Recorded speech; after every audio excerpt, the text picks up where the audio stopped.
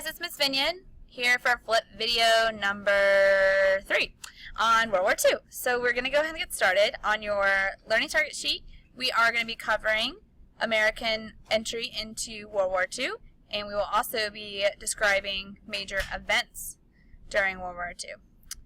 Awesome. Okay, so what we're going to do now is go to the PowerPoint. Okay, so where we picked up last time, Japan is building an empire. The Japanese military expanded Japan's power into China and Southeast Asia and also dominated Japan's government. So if you remember, Hideki Tojo kind of took power over from Emperor Hirohito, if you remember from last time. Why do they do this and how? First of all, they want more natural resources. They're an island nation and they don't have things that they need. So they want to build a big empire just like a lot of the other European countries have been doing. So they invade part of China in 1937 and invade Manchuria in 1931. And this is how the Japanese dressed. Now, to be part of the Japanese military was very honorable, and so they're very, very strict about how they go about things, and we'll kind of talk about that as we go on. These are the Japanese assaulting the Chinese. Now, they have not yet joined World War II, so kind of keep that in mind. Japan, this is like a separate issue, Japan invading China. And so this is them attacking the Great Wall of China. And this is slaughtered residents in the national capital, Nanking, China. A lot of the Japanese got, at this specific city, they got a reputation for just killing citizens and raping whoever was there, raping and killing everybody in sight. And so the Japanese got a really nasty reputation from this battle. And that one is obviously a very sad picture. Okay, so beyond China. So once they get China, or once they have attacked China, they want to go further than that. So in 1940, they join the Axis powers, and they go into China.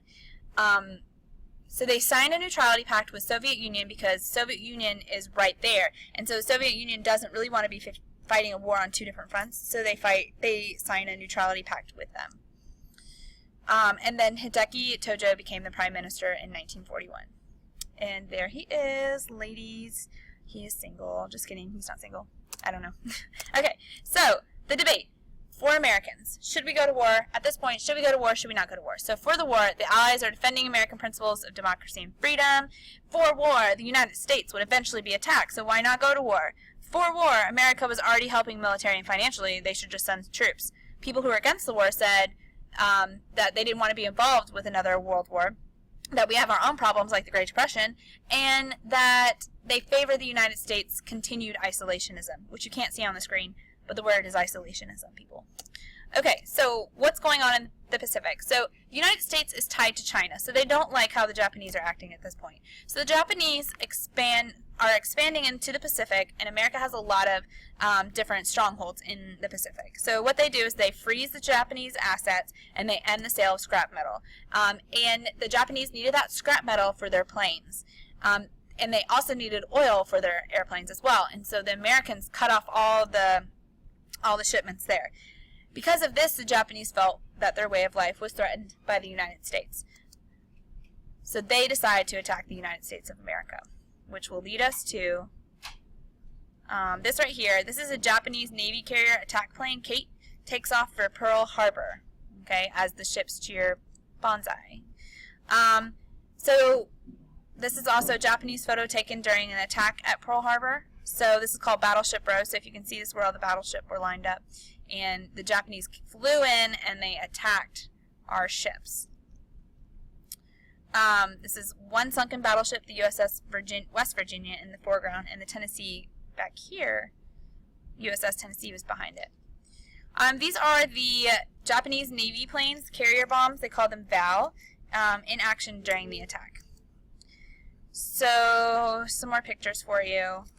These are sailors standing at the wrecked plane, Pearl Harbor. Let's see. Keep going.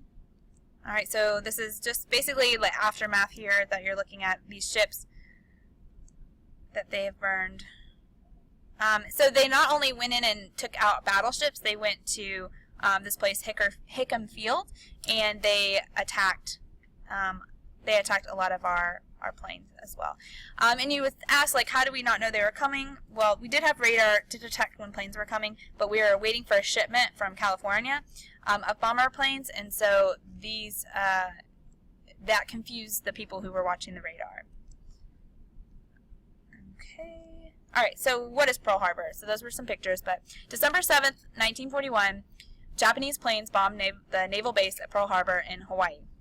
This is really close to, this is American soil, but it's really close to the continental U.S., so of course this is going to drive America to do something. More than 2,400 Americans were killed, and the U.S. Pacific Fleet was temporarily crippled because they sunk a lot of our battleships. This would be the first attempt to hurt Americans on American soil, and it would be from this attempt, the attack on Pearl Harbor, all the way to September 11th would be the next time that Americans were attacked on their soil in that big of a outcome. Okay, so the Japanese intended to knock out the U.S. military power. They knew of a coming attack, the U.S. did, but they didn't know that it would be at Pearl Harbor. They thought maybe it would be in the Philippines, which was closer to Japan. But it ended up being a sneak attack. Okay, so what does FDR say about this? The next day, December 8th, 1941, one member of Congress voted against declaring war, because when we go to war, then Congress has to vote on it. Germany declared war on the U.S. just a few days later. Okay, so what do? So first, America decides, okay, we're fighting the Japanese, but we've now joined the war, so we have to help get rid of Germany. So this is the Europe first strategy. Okay, so if we can stop Hitler, then we can stop the Japanese. So they try to go with who's strongest first. So make sure that you have that written down. I know there's no red or blue here, but just make sure you write that down. Defeat Germans first, then finish off Japan. So first, the Battle of the Atlantic. They fought over the Atlantic Ocean, and the German U-boats versus the Allied convoys. Once they get through the Atlantic, then they have to fight in North Africa, where Hitler had a lot of strongholds there as well, and the Axis powers had control. The Allied powers defeated the German and Italian armies there, and then this is the first time that the U.S. had action in the war. All right, they're blowing up a Nazi U-boat here. This is how soldiers slept in the army transports. Okay, so what about Italy? The Allies then are going to go up through Italy to try to get to Hitler and try to take out the Axis powers. So they invade Sicily and Italy in 1943. They had a really tough time. It took a long time to fight in the mountains because we weren't prepared. But the Allies finally, a year later, capture Rome in June 1944, and they get Italy back. Then it becomes an air war, massive bombing campaign by the Allied air forces. This is round-the-clock bombing. That means that the Americans are going to bomb the cities by the day, and the British are going to bomb by the night. And they call that carpet bombing, basically when you're just nonstop bombing them, and it destroys a lot of the German cities. However, it cost us high costs in Allied airmen and airplanes. And this is basically how a lot of this war is fought, is with airplanes. Okay, so this brings us to like one of the most important days in the war, D-Day. And so this is June 6, 1944. 150,000 Allied troops came ashore in Normandy, France, and 4,600 landing craft were used. The problem is that at this point, the U.S. soldiers suffered really high casualties, and I'll show you pictures of why. But Hitler hesitated to counterattack. This is Hitler's fatal mistake. When he did not counterattack on them dropping into France, that gave the Allies time to land over 500,000 troops within 1 week. Okay, and then you can see Germans here. This is at Omaha Beach, and they're waiting, basically, for the Allied forces. So the Germans were waiting for us, for the Allied powers, and they were able to kill a significant amount of Allied powers. But because Hitler didn't actually fight back, besides the people he had already there, then that was where his mistake was. And so you can see them coming offshore. Coming onto shore. Some units suffered 99% casualties that were dropped off in the first wave of people. So these are Rommel's asparagus, and we'll kind of talk about those in just a second again, but these are these huge things that would make it so that the boats could not come ashore. And so they would drop the soldiers into the water, and the water, they had all this heavy equipment on, and a lot of the soldiers drowned because they couldn't touch. So a lot of people died.